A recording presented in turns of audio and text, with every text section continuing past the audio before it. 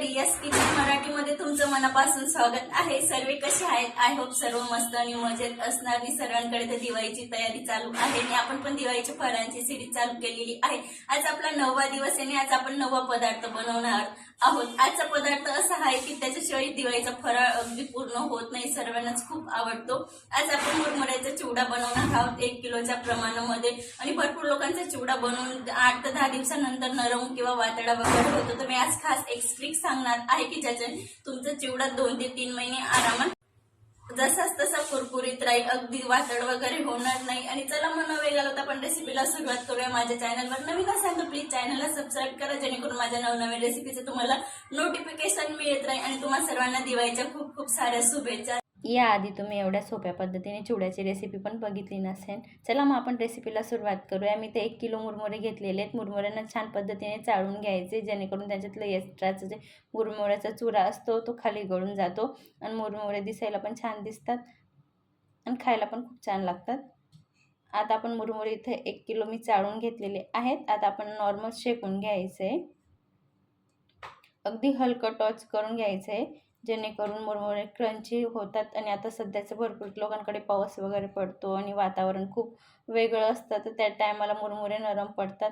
तर तसे मुरमुरे पण राहिले तरी या पद्धतीने गरम केले तर कुरकुरीत होतात आणि खायला पण खूप छान लागतात, अगदी वातड वगैरे राहत नाही। आता आपण चिवड्यासाठी इथं मसाला बनवून घेऊया। मी इथं 3 स्पून जिरे घेतलेलं आहे, 3 स्पून बडीशोप आणि 3 स्पून धणे घेतलेले आहेत। आता यांचं आपल्याला पावडर करून घ्यायचे मिक्सरला। चिवड्याचं लागणारे साहित्य बघूया। मी इथे 6 ते 7 बारीक हिरवी मिरचीला कट करून घेतलेलं आहे, 1 वाटी कढीपत्ता, चवीनुसार नमक, 2 स्पून चाट मसाला, काश्मीरी लाल तिखट आणि साधं लाल तिखट दोघं घेतलेले आहेत। जवळपास 300-350 ग्रॅम मी इथं शेंगदाणे घेतलेले आहेत। 1 वाटी खोबऱ्याचे काप घेतलेले। आपण सुरुवातीला चिवड्याचा मसाला बनवलेला आहे मिक्सरला, तो घेतलेला आहे आणि मक्का पोहा घेतलेला आहे अर्धी वाटी। आता मी इथं गॅस ऑन केलेला आहे, तेल गरम होते तोपर्यंत आपल्याला नॉर्मल लसूणला ठेचून घ्यायचं आहे, अगदी अलगद। जास्त आपल्याला लसूणला बारीक वगैरे करायचं नाही आहे। आपलं तेल पण चांगलं गरम झालेलं आहे। आता आपण शेंगदाणे तळून घेऊया। शेंगदाण्यांना छान तळून घ्यायचं आहे। शेंगदाण्यांनाच काय, आपण चिवड्यामध्ये जे पण जिन्नस वापरणार आहोत त्यांना एकदम छान पद्धतीने तळून घ्यायचे, जेणेकरून आपला चिवडा जास्त दिवस चांगला राहील आणि चिवडा नरम वगैरे पडणार नाही छान पद्धतीने तळलं तर। इथं माझे शेंगदाणे आणि खोबरं पण तळून झालेलं आहे, बघू शकतात। आणि मी जे पण जिन्नस वापरते ते अगदी मी मीडियम फ्लेमलाच तळते, जास्त आपल्याला हाय फ्लेमला वगैरे तळायचं नाही आहे। आपण आता राहिलेलं मक्का पोहे पण तळून घेऊया। आता आपण मिरची पण तळून घेऊया। इथं बघू शकतात मी मिरचीला लांब लांब कट केलेलं आहे, तुम्हाला हवं तर तुम्ही लहान आकारात पण कट करू शकतात, पण या पद्धतीने कट केली तर ज्यांना खायचे असते ते खातात नाही, ज्यांना नाही खायचे असतात तर त्यांना निवडवायला सोपं पडतं। आता आपण लसूण तळून घेऊया। बघू शकतात लसूण मी या पद्धतीने ठेचून घेतलेला आहे, अगदी अवडधोबड ठेचून घ्यायचं आहे। आपल्याला अगदी बारीक वगैरे करत बसायचं नाही आहे, नाही तर आपला चिवडा नरम पडू शकतो। आपल्याला लसूणला पण अगदी कुरकुरीत होतो तोपर्यंत तळून घ्यायचं आहे।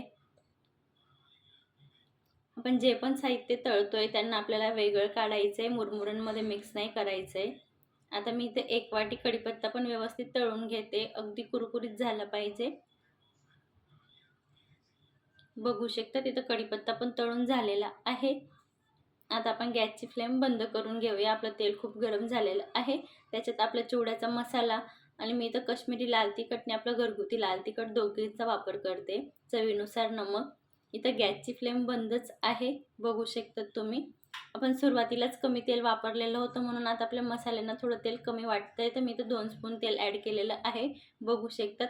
आता आपण गॅसची फ्लेम ऑन करून मसाल्यांना तेल सुटेपर्यंत परतून घ्यायचे। इथं मी 1 स्पून हळद पावडर वापरते। हळद आपल्याला सुरुवातीला टाकायची नाही आहे, शेवटीच टाकायची आहे, बघू शकतात तुम्ही। आपले मसाले चांगले तेल सुटेपर्यंत परतून झालेले आहेत। आपण आता मुरमुऱ्यांमध्ये ॲड करून घेऊया। हळूहळू सर्व साईडला व्यवस्थित टाकून घ्यायचे, जेणेकरून आपल्याला मिक्स करायला सोपं पडेल।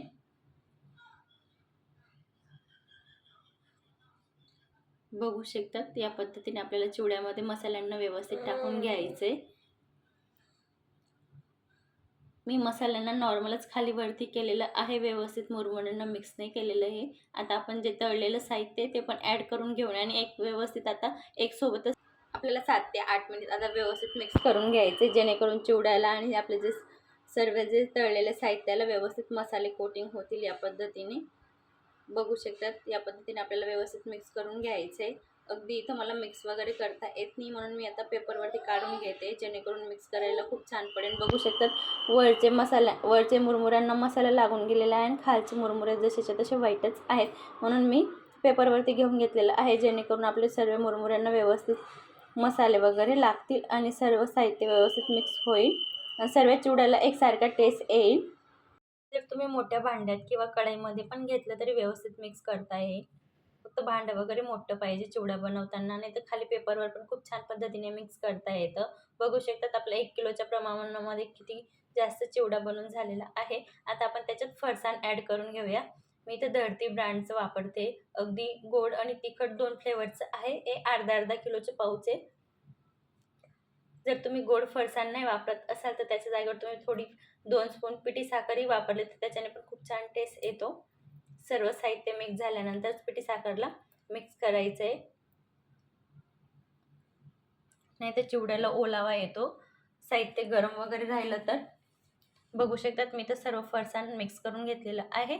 आता आपण व्यवस्थित स्पूनने सर्व चिवड्यामध्ये मिक्स करून घेऊया.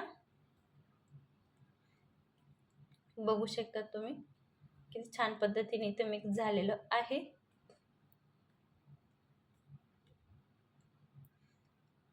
म्हणजे 1 किलोच्या प्रमाणाच्या मुरमुऱ्यांमध्ये आपला जवळपास 2 ते 2.5 किलो चिवडा झालेला आहे. बघू शकता तुम्ही. बघा मी तुम्हाला जवळून पण दाखवते किती छान दिसतोय आपला चिवडा. अगदी या दिवाळीला तुम्ही पण या पद्धतीने बनवा. अगदी तुमची तारीफ करतच राहतील आणि सर्व आवडीने खातील, गॅरंटी देऊन सांगते. आणि मी तुम्हाला सुरुवातीला सांगितले की चिवड्याला 2 ते 3 महिने स्टोअर करण्यासाठी मी खास ट्रिक सांगणार आहे. तर ही ट्रिक आहे, अशी एक पिशवी घेऊन घ्यायची आहे. 1 किंवा 2 तुमच्याकडे जेवढा चिवडा कमी जास्त त्यानुसार तुम्ही घेऊ शकतात आणि या पद्धतीने भरून तुम्ही पॅक करू शकतात आणि अगदी हवाबंद डब्यामध्ये पिशवीला ठेवून द्यायचं. अगदी 2 ते 3 महिने चिवड्याची टेस्ट पण आणि चिवडा कुरकुरीत पण राहतो. अगदी वातड वगैरे होत नाही. फरसाण वगैरे पण जसंच तसं राहतं.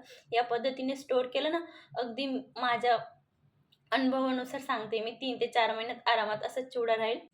आजचा व्हिडिओ जरी आवडला असेल तर नक्की एक लाईक करा आणि जास्तीत जास्त लोकांना शेअर करा. अशा छानशा रेसिपीसोबत भेटूया. तोपर्यंत मस्त खा, स्वस्त राहा, सर्वात महत्त्वाचा आनंदी राहा. अजून चॅनलला सबस्क्राईब केलं नसेल तर प्लीज सबस्क्राईब करा. पुन्हा भेटूया अशा छानशा रेसिपीसोबत. तोपर्यंत धन्यवाद.